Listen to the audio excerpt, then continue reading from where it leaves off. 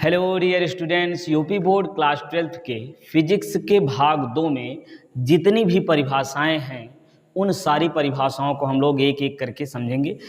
तो ये 25 परिभाषाओं को हमने यहाँ पे लिखा है। अब एक एक करके क्रम से चलिए याद करते हैं, समझते हैं अच्छे से। तो पहली परिभाषा निरपेक्ष अपवर्तनांक और ये क्रांतिक कोण से रिलेटेड। तो पहले प्रकाश में हम देखिए अपवर्तनांक निकालते हैं। जब प्रकाश किरण एक माध्यम से दूसरे माध्यम में जाती है तो होता है अपवर्तन। तो चलिए अपवर्तन और एक माध्यम, इसके बारे में पहले समझ लेते हैं। तो प्रकाश की किरण कहाँ से जाती है? निर्वात में भी चल सकती है। कहाँ? निर्वात में भी चल सकती है। और निर्वात तो कोई माध्यम के अंतर्गत तो आता नहीं। दूसरा माध्यम आपका हो गया वायु। फिर इसके बाद अगला माध्यम हो गया जल। वायु के अलावा क्या हो गया? जल। जल के बाद फिर लिख देते हैं कांच। कांच के बाद लिखते हैं हीरा। ठीक। तो निर्वात, वायु, जल, कांच और हीरा, इन माध्यमों में प्रकाश की किरण चलती है। अब ये हमने विरल से सघन की ओर क्रम से लिख दिया है। ठीक। तो जो प्रकाश की किरण, जो हम माध्यम पहले लिखे हैं वो क्या है? विरल माध्यम है। ये क्या है? विरल माध्यम है। और इधर ये जो है आपका ये सघन माध्यम है। ठीक। इधर ये विरल और इधर ये आपका सघन। तो विरल माध्यम देखिए वायु, ये एक प्रकार की जो है क्या है? गैस है, समझेंगे, गैसीय माध्यम। ये द्रव है, ये ठोस है। तो ठोस, द्रव, गैस आप लोग पढ़े हैं ना। तो ठोस में कण पास पास होते हैं, यानी जो सघन माध्यम होता है उसमें कण जो होंगे वो कैसे होंगे? कण जो है वो होंगे पास पास। सघन माध्यम में कण जो है वो होते हैं पास पास। ठीक है। ट्रिक के साथ सारी बातें हम लोग याद करेंगे। और विरल माध्यम में क्या होते हैं? कण जो है वो दूर दूर होते हैं। विरल माध्यम में कण दूर दूर होते हैं। और जब विरल माध्यम में कण दूर दूर होते हैं, सघन माध्यम में पास पास होते हैं, तो क्या होता है? इसी आधार पर हम लोग देखेंगे कि अपवर्तन कैसे हम लोग याद करेंगे। देखिए, तो प्रकाश की किरण जब विरल माध्यम से सघन माध्यम में जाती है, एक माध्यम से दूसरे माध्यम में जाती है, तो जब सघन माध्यम में जाती है तो अभिलंब की ओर झुक जाती है, यानी अभिलंब के पास हो जाती है। और जब विरल में माध्यम में जाती तो अभिलंब से दूर जाती है। तो चलिए अभिलंब और माध्यम को हम लोग दिखाते हैं। ये आपका अभिलंब हो गया और इस माध्यम का ये डिवाइडर हो गया। मान लीजिए ऊपर का माध्यम हम मान लेते हैं ये है वायु। ठीक है। ऊपर मान लेते हैं वायु है, नीचे है जल। ठीक है। तो प्रकाश की किरण मानते हैं कि वायु से जल में आ रही है। ये मान लीजिए प्रकाश की किरण ये इधर आई, ऐसे समझिए कि ये प्रकाश की किरण इस प्रकार से ये आई, ऐसे। ठीक है। ये प्रकाश की किरण इस प्रकार से आई। अब जो है इसको ऐसे ही यहाँ से सीधे ऐसे निकलना है, लेकिन सीधे ऐसे निकलेगी नहीं। क्यों नहीं निकलेगी? ये जो है एक माध्यम से दूसरे माध्यम में जब जाती है तो क्या होती है?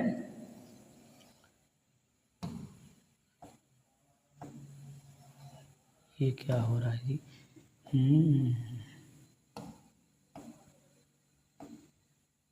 ये लीजिए, ऐसे सीधे निकलना है। तो जब विरल से सघन में जाएगी, देखिए वायु जो है आपका विरल है, ये जल सघन है। तो विरल से सघन में जाएगी यानी अभिलंब के पास हो जाएगी, तो इसको अभिलंब के पास करना होगा। और यही अगर विरल होता तो ये सीधे ना निकल करके अभिलंब से दूर हट जाती। ठीक है। तो यहाँ अभिलंब के पास करना, तो ये पास कर देंगे। ठीक है। ये लीजिए। अब ये आपतित किरण, ये हो गई आपकी क्या? आपतित किरण। और ये चलिए थोड़ा थोड़ा लिखते चलते हैं। ये है आपतित किरण और ये अभिलंब हो गया और ये आपकी हो गई अपवर्तित किरण। ये हो गई अपवर्तित किरण। आपतित किरण, अपवर्तित किरण। अब यहाँ जो बीच में कोण बनेगा, इस कोण को कहते हैं आपतन कोण। क्या कहते हैं? आपतन कोण। और ये है अपवर्तन कोण। ये चीज़ें आपको अच्छे से पता हैं। अब जब प्रकाश विरल से सघन में आता है तो अभिलंब के पास हो जाता है। विरल से सघन में आता है तो अभिलंब के पास हो जाता है। सघन से विरल में जाता है तो अभिलंब से दूर हट जाता है। ये बात समझनी है आपको। अब समझते हैं अपवर्तन का नियम। तो प्रकाश के अपवर्तन का पहला नियम क्या है कि ये आपतित किरण, अपवर्तित किरण, अभिलंब तीनों एक तल में होते हैं। ठीक।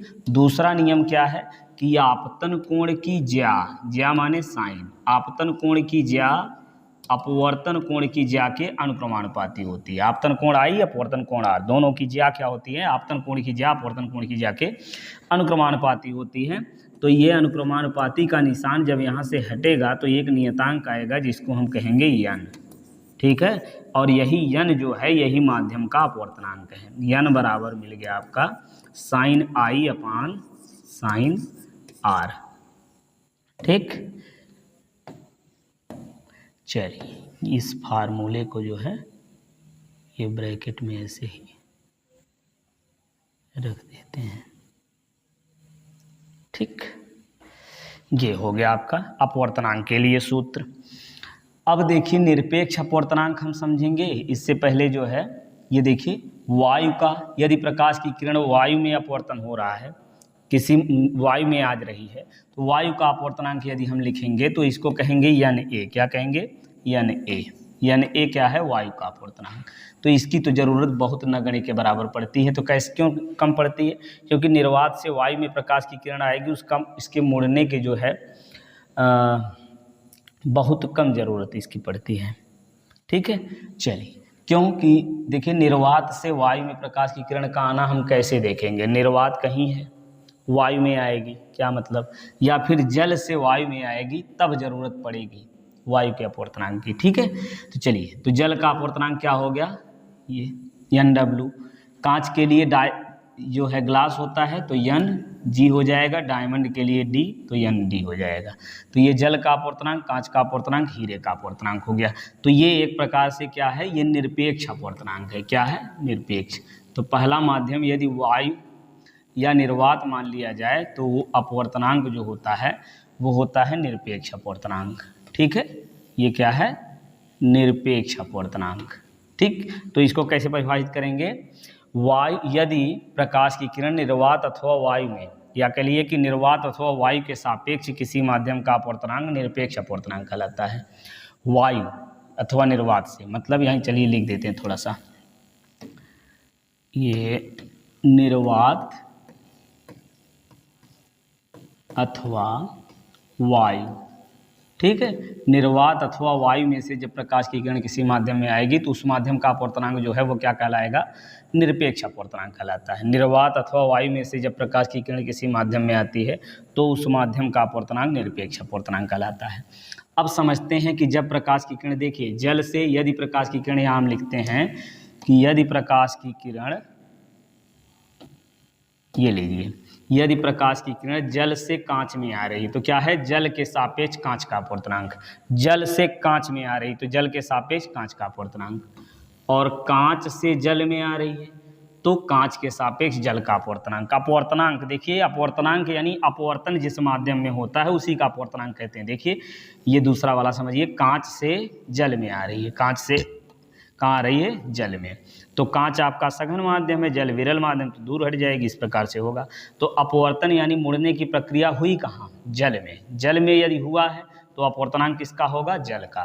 तो ये जल का अपवर्तनांक हुआ किसके सापेक्ष? किसमें से प्रकाश की किरण आ रही थी?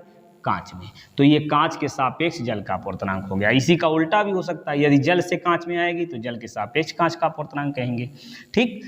तो हमको समझना था निरपेक्ष अपवर्तनांक और सापेक्ष अपवर्तनांक, तो आपको समझ में आ ही गया होगा। चलिए एक और लिख देते हैं, वायु से यदि जल में आ रही तो वायु के सापेक्ष, वायु से कांच में आ रही है तो वायु सापेक्ष कांच का अपवर्तनांक, वायु से जल में आ रही तो वायु सापेक्ष जल का अपवर्तनांक। तो ये आपका हो गया सापेक्ष अपवर्तनांक कितना। ठीक। ये क्या है? सापेक्ष अपवर्तनांक। ये है आपका निरपेक्ष अपवर्तनांक। निरपेक्ष अपवर्तनांक कैसे कहेंगे? जब वायु अथवा निर्वात से प्रकाश की किरण किसी माध्यम में आती है तो उस माध्यम का अपवर्तनांक निरपेक्ष अपवर्तनांक कहलाता है। तो ये सारे जितने लिखे हैं हम, वायु का निरपेक्ष अपवर्तनांक, जल का निरपेक्ष अपवर्तनांक, कांच का निरपेक्ष अपवर्तनांक और ये हीरे का निरपेक्ष अपवर्तनांक हम कर सकते हैं। तो ये जो है इस प्रकार से निरपेक्ष अपवर्तनांक आपको समझ में आ गया हो गया। अब समझते हैं, देखिए क्रांतिक कोण, एक पेज लेकर के हम आपको समझा देते हैं। क्रांतिक कोण को समझने के लिए देखिए, ये मान लेते हैं ये डिवाइडर है, ये हो गया आपका अभिलंब ऊपर मान लेते हैं जल है, ठीक है, और नीचे मान लेते हैं वायु। ठीक, ऊपर जो माध्यम है वो कैसा है, सघन है कि विरल है? जल और वायु में कौन सघन है? जल सघन है, वायु जो है वो क्या है, विरल है। तो प्रकाश की किरण जब सघन माध्यम से, ये लीजिए, सघन माध्यम से विरल माध्यम में आती है, ये ऐसे सीधे ऐसे निकलना ना। अब विरल में आएगी तो क्या होगा, अविलंब से दूर हट जाएगी, ये दूर हट जाएगी, और यदि ये सघन होता तो ये पास हो जाती, ठीक है, ये सीधे नहीं जाएगी, अविलंब से दूर हट जाएगी, ये लीजिए दूर हट गई, ठीक है। और यहाँ बनेगा आपतन कोण और यहाँ बनेगा अपवर्तन कोण, ठीक है।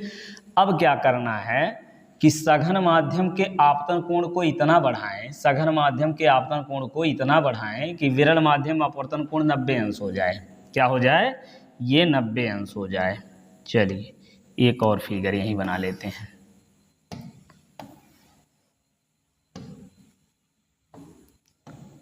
ये प्रकाश की किरण ऐसे आई, ठीक। अब ये जो है कहाँ से निकल गई, यहीं से निकल गई।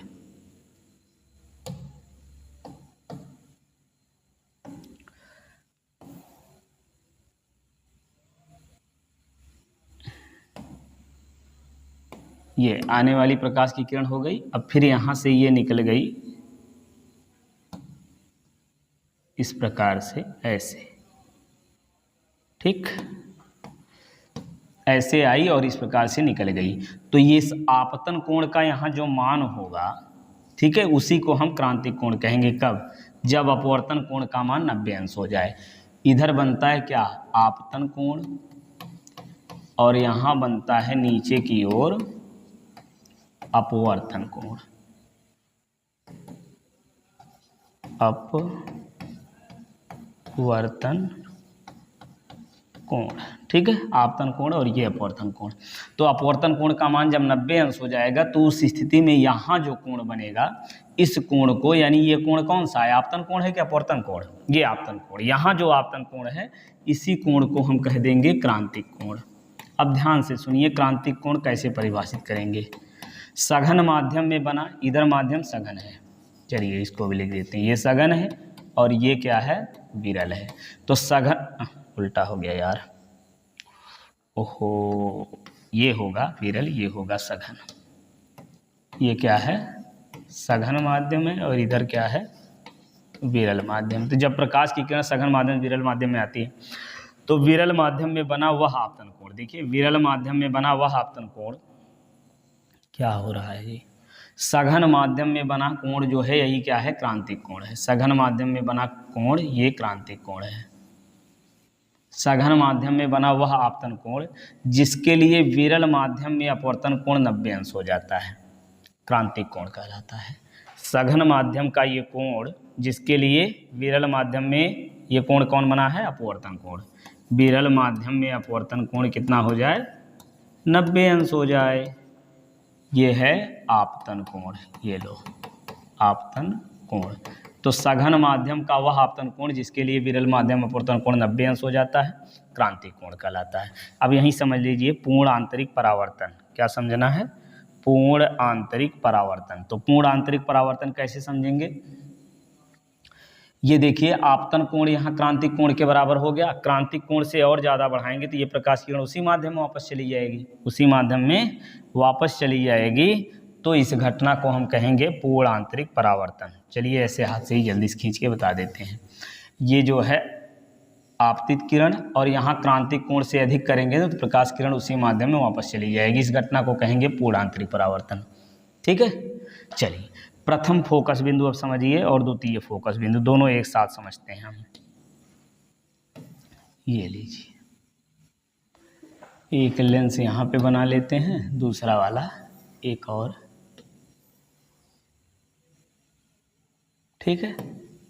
चलिए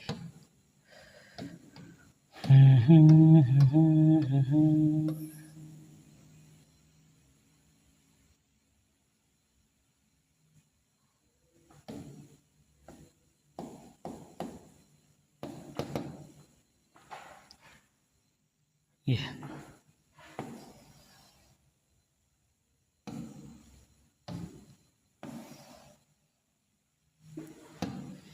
अब देखिए इसमें हम लोग 3 बातें समझे हैं, प्रतिबिंब बनाने की 3 नियम थे। क्या? ध्यान समझिए। ये मुख्य अक्ष हो गया, तो पहली बात हमने समझा था कि मुख्य अक्ष के समांतर आने वाली प्रकाश की किरण अपवर्तन के पश्चात फोकस बिंदु से उग जाती है। और दूसरी बात समझे थे कि फोकस बिंदु से आने वाली प्रकाश की किरण मुख्य अक्ष के समांतर हो जाती है। फोकस बिंदु से आने वाली, ये लीजिए, फोकस बिंदु से आएगी तो कहाँ से जाएगी? मुख्य अक्ष के समांतर हो जाएगी। और तीसरी बात क्या समझे थे? ये आपका होता है प्रकाशिक केंद्र। तो प्रकाशिक केंद्र से होकर के जो किरण आती है, ये प्रकाशिक केंद्र से जो किरण होके आती है वो सीधे निकल जाती है। 3 बातें, पहला समांतर आने वाली फोकस से जाती है, दूसरा फोकस से आने वाली समांतर हो जाती है, तीसरा प्रकाशिक केंद्र से आने वाली सीधे निकल जाती है। ठीक है, तो अब समझेंगे प्रथम फोकस बिंदु और द्वितीय फोकस बिंदु। प्रथम फोकस बिंदु कैसे परिभाषित करेंगे? मुख्य अक्ष पर स्थित वह बिंदु जहां से आने वाली प्रकाश की किरण अपवर्तन के पश्चात मुख्य अक्ष के समांतर हो जाती है, वो प्रथम फोकस बिंदु कहलाता है। ठीक, देखिए क्या, ये मुख्य अक्ष पर स्थित वह बिंदु जहां से आने वाली प्रकाश की किरण अपवर्तन के पश्चात मुख्य अक्ष के समांतर हो जाती है, तो वो क्या कहलाता है? प्रथम फोकस बिंदु। ठीक, अब इसी प्रकार से द्वितीय फोकस बिंदु समझ लीजिए कि मुख्य अक्ष के समांतर आने वाली प्रकाश की किरण अपवर्तन के पश्चात मुख्य अक्ष को जिस बिंदु पर मिलती है या जिस बिंदु से होकर के जाती है उसे द्वितीय फोकस बिंदु कहते हैं। दोनों याद हो गया? मुख्य अक्ष पर स्थित वह बिंदु जहां से आने वाली प्रकाश की किरण मुख्य अक्ष से समांतर हो जाती है, प्रथम फोकस बिंदु कहलाता है। और मुख्य अक्ष के समांतर आने वाली प्रकाश की किरण अपवर्तन के बाद मुख्य अक्ष को जिस बिंदु से मिलती है उसे द्वितीय फोकस बिंदु कहते हैं। ठीक, चलिए आगे बढ़ते हैं। अब ये हो गया। इसके बाद अब देखते हैं अल्पतम विचलन कोण और वर्ण विक्षेपण। तो अल्पतम विचलन कोण जो है किसमें होता है? ये प्रिज्म में। तो समझिए प्रिज्म क्या होता है? प्रिज्म एक समांग पारदर्शी माध्यम होता है जो 2 समतल पृष्ठों से घिरा होता है। 2 समतल पृष्ठों से घिरा होता है और इन समतल पृष्ठों को हम कहते हैं अपवर्तक पृष्ठ। क्या कहते हैं? अपवर्तक पृष्ठ। अब अपवर्तक पृष्ठ क्यों कहते हैं? क्योंकि इन्हीं पृष्ठों से अपवर्तन होता है और दोनों अपवर्तक पृष्ठों के बीच बने कोण को हम कहते हैं प्रिज्म कोण। ये क्या है? आपका प्रिज्म कोण है। ये क्या है? प्रिज्म कोण है। ये बात अच्छे से याद रखिए। अब यहाँ पे हम समझेंगे, ये मान लीजिए यहाँ से प्रकाश की किरण इस पर आपतित हो रही है ऐसे। ठीक, ये क्या है? आपतित किरण है। अब इस आपतित किरण को जो है ये आगे ऐसे बढ़ा देंगे, ये सीधे, अगर ये माध्यम देखिए इधर वायु है, ये कांच है ना, प्रिज्म किसका बना होगा? कांच का। तो कांच सघन माध्यम है, तो एक माध्यम से दूसरे माध्यम में जाती तो अपने मार्ग से विचलित हो जाती ना, मुड़ जाती है, अविलंब की ओर झुकेगी या दूर जाएगी। चूंकि विरल से सघन में जा रही तो अविलंब की ओर झुक जाएगी, अविलंब के पास हो जाएगी ना। यदि ये माध्यम सेम होता, जो जैसे वायु है इधर भी वायु होता तो कैसे जाती? ये सीधे ऐसे निकल जाती। ठीक, ये लो सीधे ऐसे निकलती, लेकिन निकलेगी नहीं, किधर से जाएगी? ये जो है अविलंब, यही ना है अविलंब, अविलंब यही, अविलंब की ओर झुक जाएगी, ये झुक गई इधर। ठीक, ये ठीक। अब यहाँ हम समझेंगे ये है क्या? आपतित किरण। ये हो गई प्रिज्म के भीतर अपवर्तित किरण। अब यहाँ से जो बाहर निकलेगी इस किरण को हम कहेंगे निर्गत किरण। क्या कहेंगे? निर्गत किरण। ठीक, ये आपकी हो गई निर्गत किरण। अब आपतित किरण को आगे बढ़ाए हैं और इस निर्गत किरण को पीछे बढ़ा दीजिए। प्रिज्म के अंदर निर्गत किरण को पीछे बढ़ाएंगे तो इनके बीच जो कोण बनेगा इसी को कहते हैं विचलन कोण। यहाँ जो कोण बना है इसी कोण को हम क्या कहते हैं? विचलन कोण। चलिए यहाँ लिख देते हैं विचलन कोण, जिसको हमको यहाँ पे समझना है। ठीक, अब ये विचलन कोण देखिए, ये आपतित किरण है, यहाँ बनेगा आपतन कोण। तो आपतन कोण का मान बढ़ाएंगे, देखिए जब आपतन कोण का मान बढ़ाएंगे तो विचलन कोण का मान घटेगा। आपतन कोण बढ़ाने पर विचलन कोण का मान घटता है। फिर से कहिए, आपतन कोण का मान बढ़ाने पर विचलन कोण का मान घटता है, फिर घटते घटते बहुत कम हो जाता है। विचलन कोण एकदम कम जहाँ हो जाता है उसके बाद जब आपतन कोण को आप बढ़ाएंगे तब फिर ये बढ़ने लगेगा। तो अल्पतम, ये विचलन कोण के न्यूनतम मान को अल्पतम विचलन कोण कहते हैं। विचलन कोण के न्यूनतम मान को अल्पतम विचलन कोण कहते हैं। और विचलन कोण किसे कहते हैं? आपतित किरण को प्रिज्म के अंदर आगे बढ़ाने पर और निर्गत किरण को पीछे बढ़ाने पर। इस किरण को क्या नाम देंगे? चलिए यहाँ लिख देते हैं इसका नाम, जिससे आपको जो है कहने और समझने में आसानी हो। ये हो गई आपकी आपतित किरण, ठीक। और इधर ये हो गई क्या? अपवर्तित किरण। ये हो गई क्या? अपवर्तित किरण। तो आपतित किरण को आगे बढ़ाने पर और अपवर्तित किरण को पीछे बढ़ाने पर इनके बीच जो कोण बनता है उसको कहते हैं विचलन कोण। आपतन कोण को बढ़ाने पर विचलन कोण का मान कम होता है, तो कम होता है, फिर आपतन कोण का मान और ज़्यादा बढ़ाएंगे तो विचलन कोण फिर से बढ़ने लगता है, ठीक। तो सीधी बात यह है कि अल्पतम विचलन कोण के न्यूनतम मान को, विचलन कोण के न्यूनतम मान को अल्पतम विचलन कोण कहते हैं, ठीक। चलिए अब समझते हैं वर्ण विक्षेपण। वर्ण विक्षेपण क्या है? तो ये प्रकाश की किरण है। मान लीजिए ये क्या है? श्वेत प्रकाश किरण है। श्वेत प्रकाश किरण है, यानी सूर्य से निकलने वाली जो प्रकाश किरण है वे श्वेत प्रकाश किरण होती है। इसमें क्या होते हैं? 7 रंग होते हैं। कितने रंग होते हैं? 7 रंग। अब श्वेत प्रकाश किरण जब प्रिज्म से गुजरता है ना, तो ये क्या होता है? 7 रंगों में अलग अलग विभक्त हो जाता है, ठीक है। सबसे नीचे कौन आता है? Violet, indigo, blue, green, orange, yellow, orange और रेड, ठीक है। ये क्रम से क्रम होता है। तो जो नीचे की ओर जैसे जैसे आते जाएंगे तो क्या होगा? विचलन इसका कम होता जाएगा, विचलन बढ़ता जाएगा, अपवर्तनांक भी जो है क्या होगा?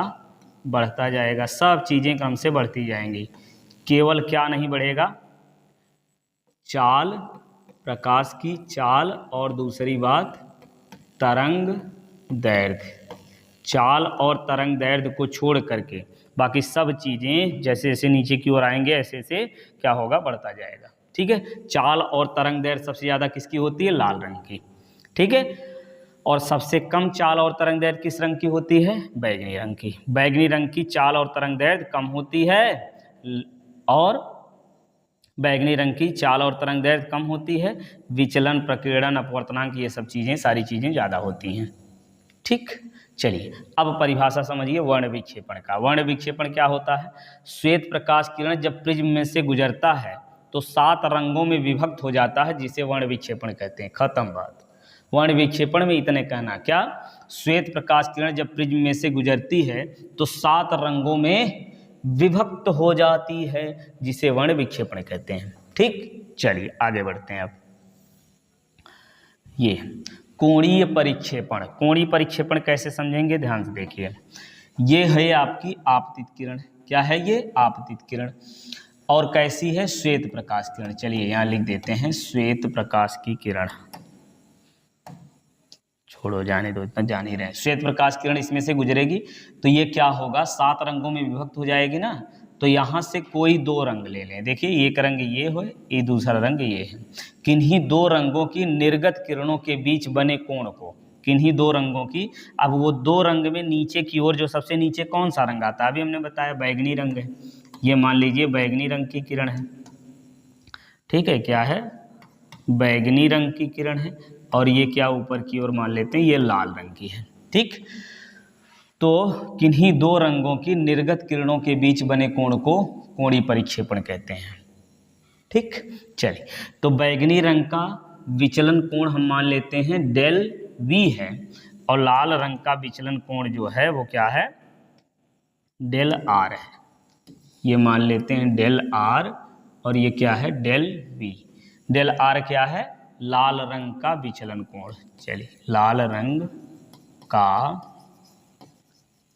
विचलन कोण, ठीक। लाल रंग का अल्पतम विचलन कोण, ऐसे कहिए अल्पतम विचलन कोण। और ये क्या है? बैगनी रंग का, डेल वी क्या है? बैगनी रंग का अल्पतम विचलन कोण, ठीक। ये लाल रंग का अल्पतम विचलन कोण हो गया, ये बैगनी रंग का अल्पतम विचलन कोण हो गया। तो दो रंगों की विचलन कोणों के बीच, देखिए दो रंगों की निर्गत किरणों के बीच बने कोण को कोणीय परिक्षेपण कहते हैं। यदि मान लेते हैं यहाँ कोणीय परिक्षेपण थीटा है, ठीक है, तो ये थीटा बराबर होगा, चलिए यहाँ लिखते हैं थीटा बराबर होगा, किसका विचलन कोण ज़्यादा है, बैगनी का कि लाल का? बहुत बढ़िया, बैगनी रंग का विचलन कोण ज़्यादा, तो del V minus del R कर लीजिए, ठीक। अब अल्पतम विचलन कोण का फार्मूला होता है del M is equal to N minus one into A, ठीक, जहाँ एन क्या है, अपवर्तनांक है, ए प्रिज्म कोण है, ए क्या है, प्रिज्म कोण है। तो लाल रंग का हम मान लेते हैं अपवर्तनांक एन आर है, लाल रंग का अपवर्तनांक एन आर, और बैगनी रंग का अपवर्तनांक एन वी है। तो यहाँ से थीटा बराबर हो जाएगा क्या, ध्यान दीजिए, डेल वी बराबर क्या मिलेगा, डेल वी बराबर, चलिए ये लिख देते हैं, डेल वी बराबर N we minus one into A, और डेल आर बराबर क्या मिलेगा, N R minus one into A, N R minus one into A. अब ये मान रखिए क्रम से, डेल वी का मान क्या लिखेंगे, N we minus one A, फिर minus N R minus one into A. अब ये जो है गुणा करिए तो क्या मिलेगा, N V A minus N R A और प्लस ए, ठीक है, ए से ए आपका कैंसिल हो गया, तो ये थीटा बराबर यहाँ मिला n we A N R A common लीजिए तो क्या मिलेगा, N V minus N r और ये बाहर करिए ए, तो आपका ये जो है मिल गया फार्मूला, कौन सा, कोणीय परिक्षेपण का, ठीक है, दो रंगों के बीच का कोणीय परिक्षेपण ही मिल गया। अब समझते हैं वर्ण विक्षेपण क्षमता, ठीक, वर्ण विक्षेपण क्षमता क्या होती है, इसको प्रदर्शित करते हैं ओमेगा से, किससे प्रदर्शित करते हैं, ओमेगा, और यही ओमेगा बराबर होता है थीटा बटे डेल वाई। ध्यान से समझिए, थीटा क्या है, किन्हीं दो रंगों के बीच का कोणीय परिक्षेपण, कोणीय परिक्षेपण क्या है, किन्हीं दो रंगों के बीच के निर्गत किरणों के बीच बने कोण को कोणीय परिक्षेपण कहते हैं, किन्हीं दो रंगों की निर्गत किरणों के बीच बने कोण को कोणीय परिक्षेपण कहते हैं। अब यहाँ वर्ण विक्षेपण क्षमता कैसे कहेंगे, किन्हीं दो रंगों के बीच के, किन्हीं दो रंगों की निर्गत किरणों के बीच का कोणीय परिक्षेपण तथा मध्यवर्ती रंग के अल्पतम विचलन कोण के अनुपात को वर्ण विक्षेपण क्षमता कहते हैं। फिर से सुनिए, किन्हीं दो रंगों की निर्गत किरणों के बीच का कोणीय परिक्षेपण, किन्हीं दो रंगों की निर्गत किरणों के बीच का कोणीय परिक्षेपण तथा ये क्या है, मध्यवर्ती रंग के अल्पतम विचलन कोण के अनुपात को वर्ण विक्षेपण क्षमता कहते हैं। अब ये कैसे मिलेगा, ध्यान दीजिए, ये जो है कैसे मिलेगा, यहाँ लिखिए, ओमेगा बराबर, ये थीटा का मान क्या मिला, देखिए N we minus N R into A, और डेल वाई का मान जब रखेंगे तो क्या मिलेगा, N Y minus one into A से ए काट दीजिए, आपका ओमेगा का ये फार्मूला मिल जाएगा, ठीक है।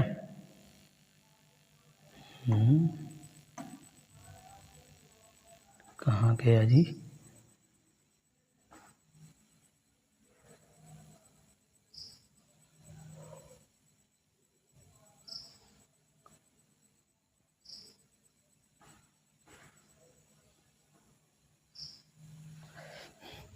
तो यहाँ से हम लिखेंगे ओमेगा का मान, ओमेगा बराबर क्या मिलेगा, N V minus N r और बटे में एन वाई माइनस वन, ठीक, ये आपका मिल गया वर्ण विक्षेपण क्षमता का सूत्र, ठीक, और ये वर्ण विक्षेपण क्षमता हो गया, काला कर दें इसको, वर्ण विक्षेपण क्षमता के लिए ये सूत्र मिल गया, और ये कोणीय परिक्षेपण, ठीक, आगे बढ़े, चलिए नहीं समझ में आया फिर से सुन लीजिएगा, आ जाएगा।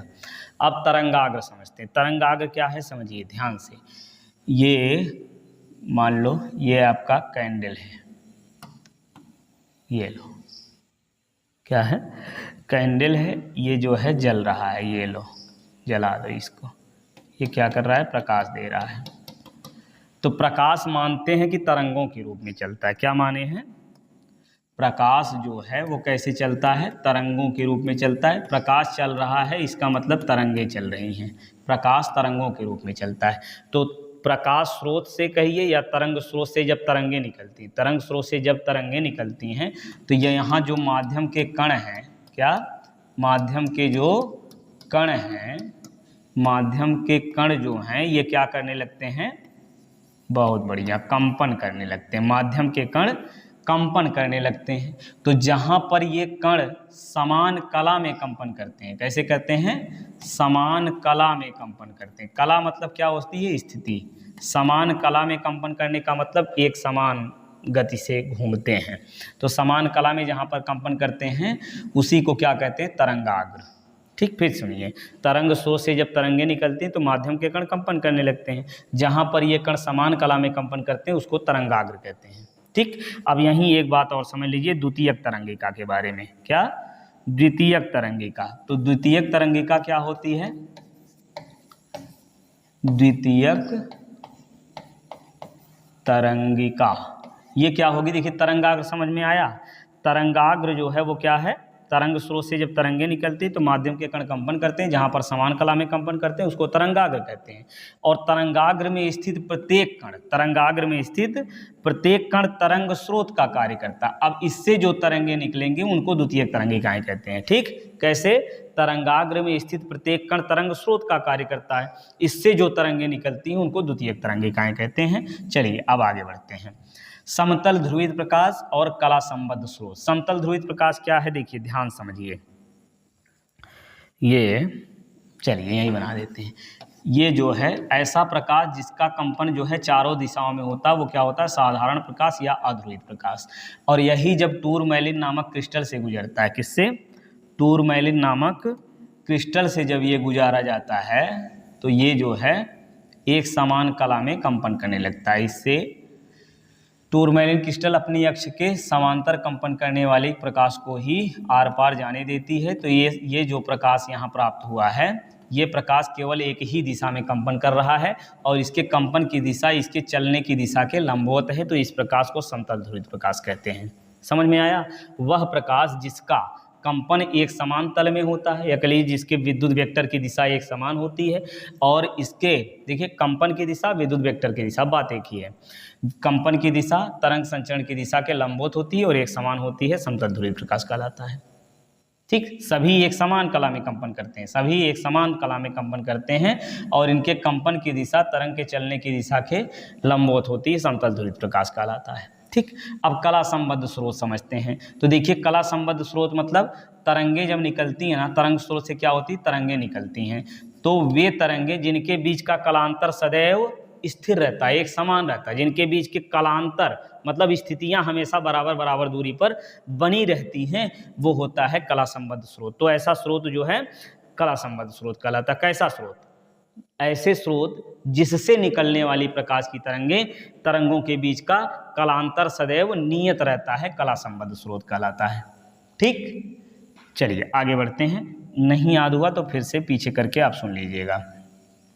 कला संबद्ध स्रोत हो गया। अब समझिए व्यतिकरण, विवर्तन, ध्रुवण और ध्रुवण कोण। ठीक, तो व्यतिकरण के लिए यहाँ हम देखिए बना दिए पहले से ही, क्या कि ये देखिए दो तरंगें आ रही हैं, एक ही आवृत्ति की दो तरंगें जब किसी बिंदु पर अध्यारोपित होती हैं, देखिए ये अध्यारोपित हो रही है ना, तो किसी बिंदु पर जब अध्यारोपित होती हैं तो परिणामी तरंग की तीव्रता जो होती है वो दोनों तरंगों की तीव्रताओं के योग से कम या ज़्यादा हो जाती है। देखिए ज़्यादा या कम हो जाती है।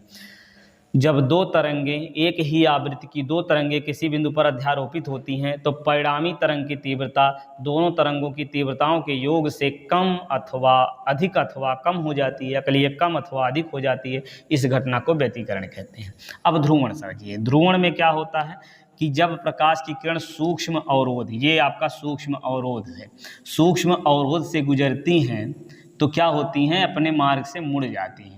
तो सूक्ष्म अवरोध के द्वारा प्रकाश की किरण का मुड़ना विवर्तन कहलाता है। ध्यान सुनिए, सूक्ष्म अवरोध के द्वारा प्रकाश की किरण का मुड़ना विवर्तन कहलाता है।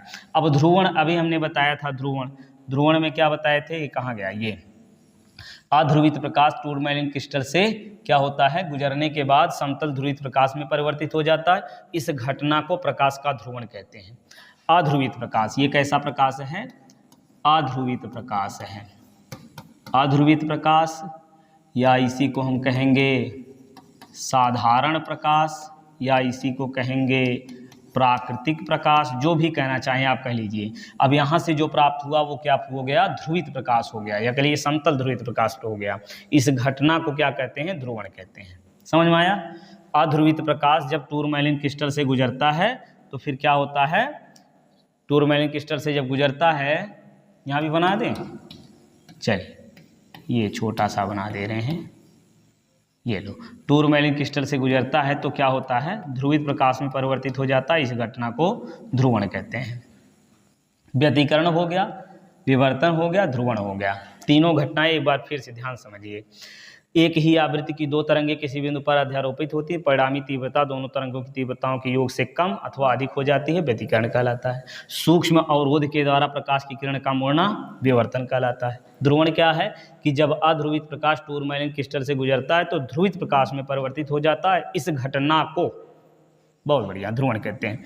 अब ध्रुवण कोण एक समझिए। ध्रुवण कोण क्या है? कि ये मान लीजिए, चलिए भैया ये ले लेते हैं इस प्रकार से,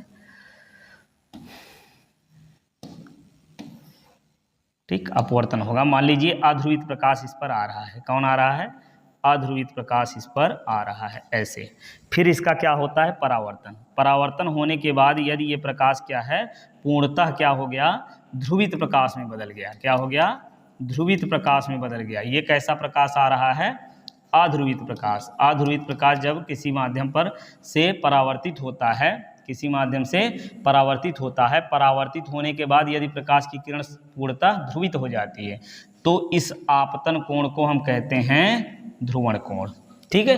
अध्रुवित प्रकाश जिस कोण पर आपतित होता है, देखिए वह आपतन कोण जिस पर अध्रुवित प्रकाश आपतित होने के बाद परावर्तन आपतित होता है और परावर्तित होने के बाद पूर्णतः ध्रुवित प्रकाश में परिवर्तित हो जाता है, ध्रुवण कोण कहलाता है। ठीक है। ध्रुवण कोण क्या है?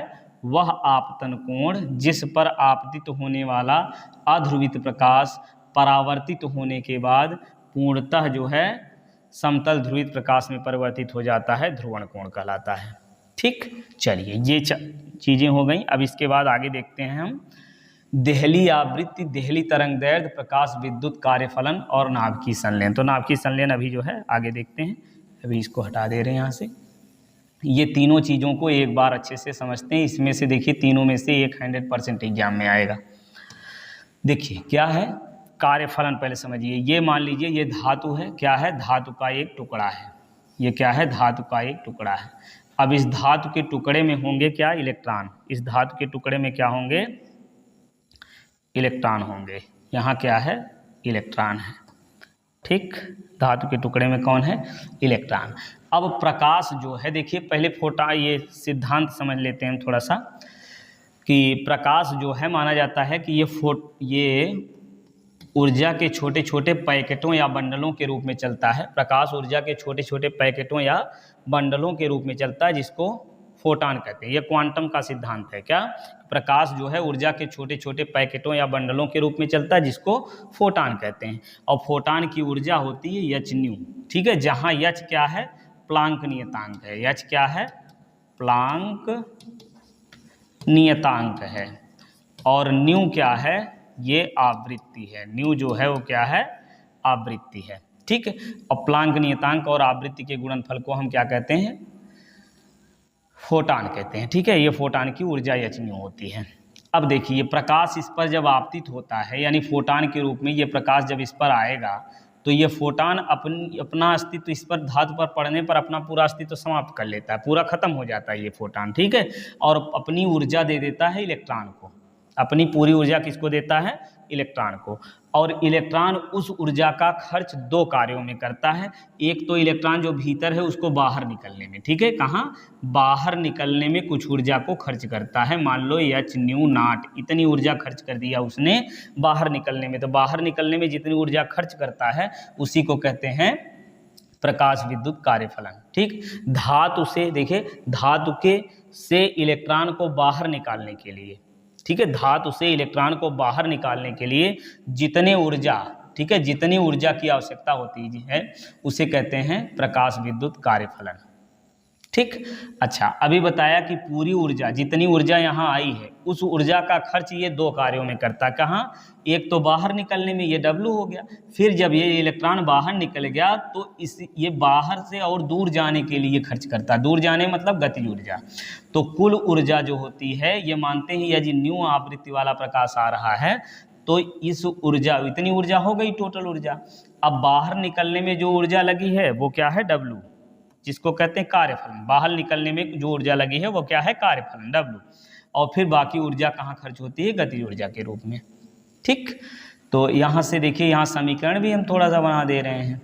H न्यू और ये आपका K, यम द्रव्यमान का कण यदि v वेग से गति कर रहा है तो हाफ एम वी स्क्वायर भी यहाँ आप लिख सकते हैं। H कॉमन लेकर के यहाँ से आप एक समीकरण भी बना सकते हैं। तो हमको यहाँ बनाना, परिभाषित करना क्या?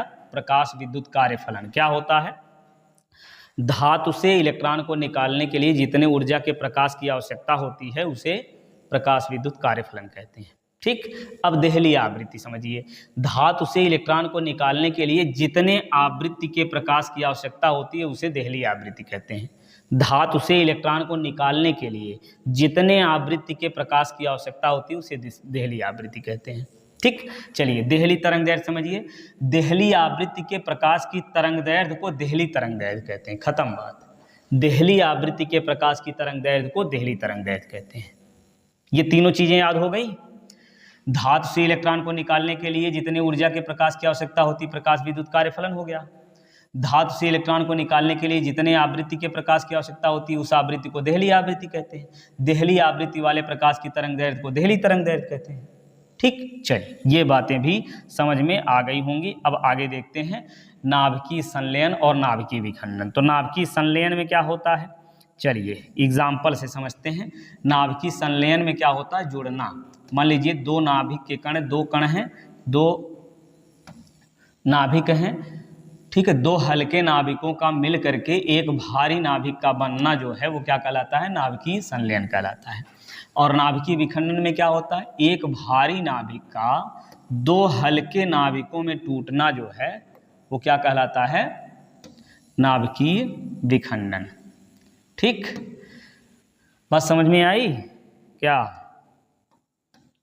एक भारी नाभिक का दो हल्के नाभिकों का मिल करके एक भारी नाभिक का बनना नाभिकीय संलयन कहलाता है। और एक भारी नाभिक का दो या दो से अधिक हल्के नाभिकों में टूटना नाभिकीय विखंडन कहलाता है। ठीक, चलिए तो नाभिकीय संलयन में क्या होता है? देखिए, ये सूर्य की जो ऊर्जा है, सूर्य में ऊर्जा का जो स्रोत है, सूर्य की ऊर्जा का, सूर्य में नहीं बल्कि की लगाइए, सूर्य की ऊर्जा का स्रोत कौन है? यही सूर्य की ऊर्जा का स्रोत कौन है? नाभिकीय संलयन है। नाभिकीय संलयन के कारण ही सूर्य की ऊर्जा सदैव निरंतर बनी रहती है। ठीक है, और दूसरी बात यहाँ समझ लीजिए कि ये आपका कौन सा? Hydrogen bomb. क्या? हाइड्रोजन बम जो होता है वो नाभिकीय संलयन पर आधारित होता है। हाइड्रोजन बम जो है वो किस पर आधारित होता है? नाभिकीय संलयन पर आधारित होता है। ठीक, चलिए ये दो बातें आपको अच्छे से समझनी है परिभाषा के अलावा। अब नाभिकीय विखंडन में क्या होता है? एक भारी नाभिक दो या दो से अधिक हल्के नाभिकों में टूटता है। और देखिए दोनों में अधिक मात्रा में क्या होती है? ऊर्जा मुक्त होती है, ऊर्जा निकलती है। अधिक मात्रा में ऊर्जा निकलती है, इसमें भी अधिक मात्रा में ऊर्जा निकलेगी। ठीक, तो एक भारी नाभिक दो हल्के नाभिकों में टूट जाता है, नाभिकीय विखंडन कहलाता है। अब नाभिकीय विखंडन जब होता है ना, तो कैसे होता है? यूरेनियम पर न्यूट्रॉन की बमबारी होती है और इससे जो है 3 न्यूट्रॉन बनते हैं। कितने? 3 न्यूट्रॉन बनते हैं। और फिर तीनों न्यूट्रॉन यूरेनियम पर अटैक करते हैं, फिर प्रत्येक से 3-3 बनता है। इससे भी 3 और इससे भी 3, फिर इससे भी 3, इस प्रकार 3 3 6 9 हो जाते हैं। तो इस प्रकार से क्या होती है? श्रृंखला बन जाती है। क्या हो जाती है? श्रृंखला बन जाती है, जिसको कहते हैं श्रृंखला अभिक्रिया। क्या कहते हैं? श्रृंखला अभिक्रिया। नाभिकीय विखंडन की श्रृंखला अभिक्रिया क्या होती है? ये बहुत पूछा जाता है। नाभिकीय विखंडन की श्रृंखला अभिक्रिया क्या है? कि जब यूरेनियम पर न्यूट्रॉन की बमबारी होती है तो 3 न्यूट्रॉन बनते हैं, तीनों न्यूट्रॉन पुनः यूरेनियम पर अटैक करते हैं जिससे 9 न्यूट्रॉन बनते हैं, फिर 9 न्यूट्रॉन पुनः यूरेनियम पर अटैक करते हैं, बहुत अधिक मात्रा में न्यूट्रॉन बनने लगते हैं। इस प्रकार से क्या होती है, एक श्रृंखला बन जाती है, इसे कहते हैं श्रृंखला अभिक्रिया, नाभिकीय विखंडन की श्रृंखला अभिक्रिया। अब श्रृंखला अभिक्रिया को जो है जब नियंत्रित कर लिया जाता है नाभिकीय रिएक्टर में, किसमें, नाभिकीय रिएक्टर में, किसमें, नाभिकीय रिएक्टर में क्या किया जाता है, श्रृंखला अभिक्रिया को नियंत्रित कर लिया जाता है। ठीक है, नियंत्रित करके इससे जो ऊर्जा निकलती है, इस ऊर्जा का उपयोग, ठीक है, ये कारखानों आदि को चलाने में, बड़ी बड़ी मशीनों को चलाने में इसका उपयोग होता है। ठीक, और जो अनियंत्रित होती है, लगातार बनता रहता है, वो क्या होती है, अनियंत्रित श्रृंखला अभिक्रिया जो बनती है, जिसको नियंत्रित नहीं किया जा सकता है, इसको कहते हैं, ये जो है आपका परमाणु बम। कौन सा, परमाणु बम जो है ये नाभिकीय विखंडन की अनियंत्रित श्रृंखला अभिक्रिया होती है, परमाणु बम। ठीक, तो परमाणु बम में नाभिकीय संलयन होता है, विखंडन, नाभिकीय विखंडन। ठीक है, हाइड्रोजन बम और परमाणु बम दोनों बातें हो गई। अब ये बताइए कि हाइड्रोजन बम में कौन सी नाभिकीय संलयन होता है, हाइड्रोजन बम में नाभिकीय संलयन होता है, या नाभिकीय संलयन हाइड्रोजन बम से रिलेटेड और इससे जुड़ा हुआ है नाभिकीय विखंडन, परमाणु बम। ठीक है, परमाणु बम में कौन सी क्रिया होती है, नाभिकीय विखंडन की अनियंत्रित श्रृंखला क्रिया होती है। ठीक, तो समझ में आ गया होगा। अब आगे बढ़ते हैं। ये कुछ छूट गया क्या यार,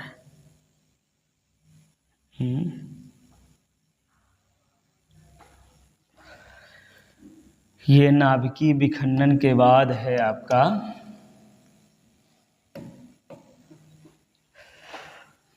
चलिए इसको समझ लेते हैं फिर बताते हैं आपको। 1 मिनट, कुछ तो छूट रहा है।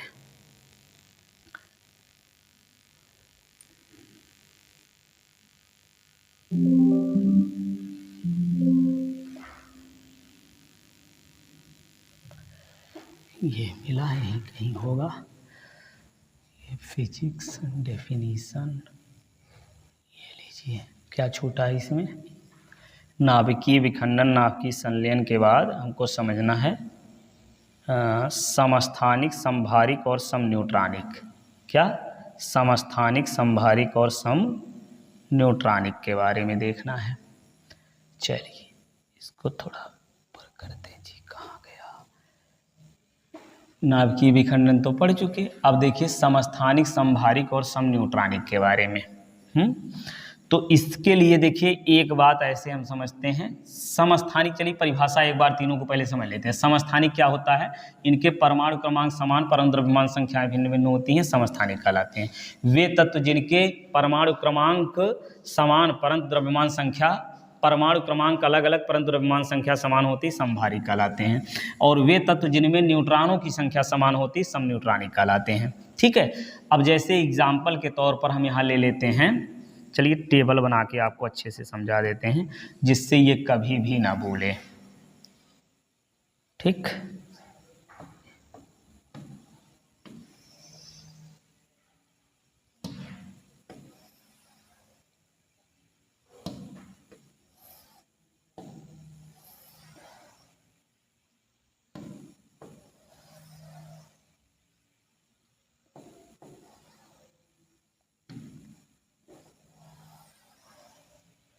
ये हो गया। ठीक है, यहाँ हम लिखेंगे तत्व पहले में और दूसरे में लिखेंगे प्रोटॉनों की संख्या या परमाणु क्रमांक, फिर प्रोटॉनों की संख्या, चलिए परमाणु क्रमांक, प्रोटॉनों की संख्या, फिर इसमें इलेक्ट्रॉनों की संख्या, फिर यहाँ लिख देंगे द्रव्यमान संख्या, फिर न्यूट्रॉनों की संख्या। सब चीज़ें तो हो गई। चलिए इस टेबल को पहले भरते हैं हम लोग एक एक चीज़ करके। यहाँ लिखेंगे तत्व, यहाँ लिखेंगे परमाणु क्रमांक,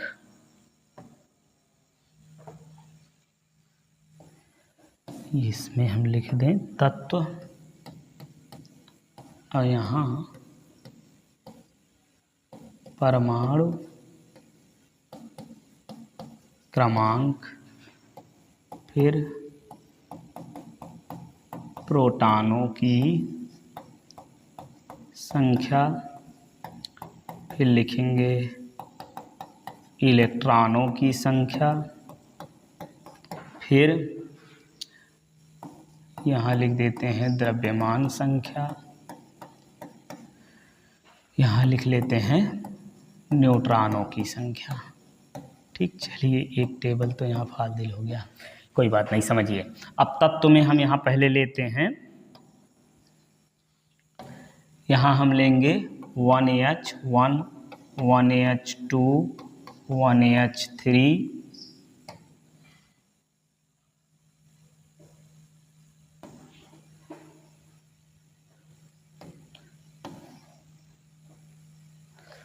वन H1, 1H2, 1H3 और यहाँ ले लेते हैं 2He4 और यहाँ ले लेते हैं 20,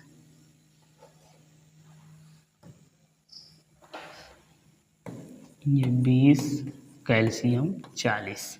ठीक,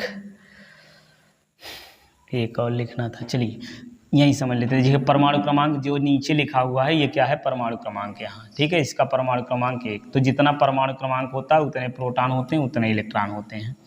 और ये ऊपर जो लिखा गया ये द्रव्यमान संख्या, तो इसकी द्रव्यमान संख्या 1 हो गई। द्रव्यमान संख्या में प्रोटॉनों संख्या घटाएंगे तो न्यूट्रॉनों संख्या आएगी। फिर से देखिए यहाँ पर क्या होगा, 1 1 1, प्रोटॉन इलेक्ट्रॉन न्यूट्रॉन तीनों बराबर। और यहाँ ऊपर जो लिखा है ये क्या है, द्रव्यमान संख्या यानी 2। 2 में से 1 घटाइए, न्यूट्रॉन आएगा 1। अब यहाँ भी प्रोटॉन सब 1 है ना, परमाणु क्रमांक प्रोटॉन न्यूट्रॉन इलेक्ट्रॉन संख्या 1 है। द्रव्यमान संख्या कितनी आ गई, 4। तो 3 में से 1 घटाइए, 2 न्यूट्रॉन यहाँ पे है। यहाँ पे क्या है, परमाणु क्रमांक 2, प्रोटॉन भी 2 हो जाएगा, इलेक्ट्रॉन भी 2 हो जाएगा। द्रव्यमान संख्या कितनी है, 4, और दोनों को घटाइए तो आएगा न्यूट्रॉनों की संख्या। ठीक है, और यहाँ पे ये लिखते हैं कितना, 20, और इसमें भी 20 है, और यहाँ जो है इलेक्ट्रॉन भी इसमें 20 ही है। द्रव्यमान संख्या कितनी आई, 40, और न्यूट्रॉनों संख्या इसमें से घटाइए कितना आएगा, 20। ठीक है, चलिए एक ऊपर लिख देते हैं, यहाँ लिखते हैं 19 पोटेशियम 40। तो इसमें परमाणु क्रमांक इसका कितना है, 19। तो 19 प्रोटॉन भी हैं, 19 इलेक्ट्रॉन भी हैं। द्रव्यमान संख्या कितनी आ गई, 40।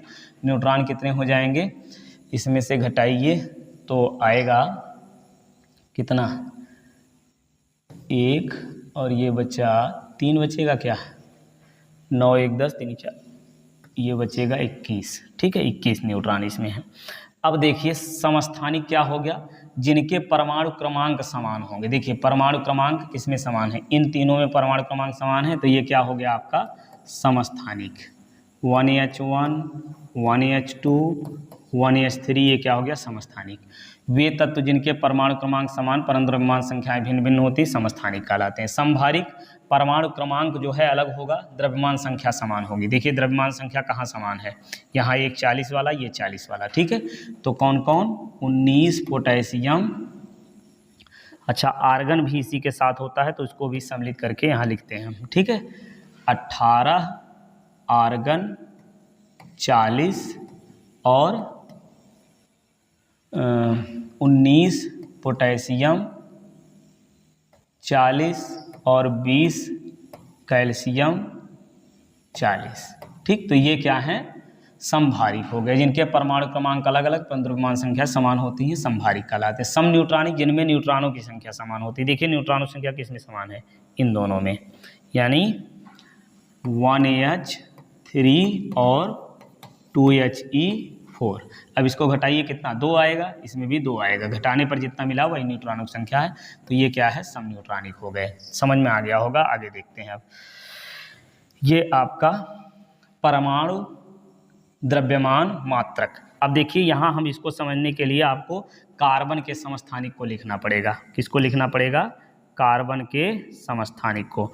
अब कार्बन के 3 समस्थानिक हैं। ठीक है, समभारिक है भैया, समस्थानिक मतलब परमाणु क्रमांक समान होगा, भार अलग अलग होगा। ठीक है, ये परमाणु क्रमांक समान, भार अलग अलग, ये 14।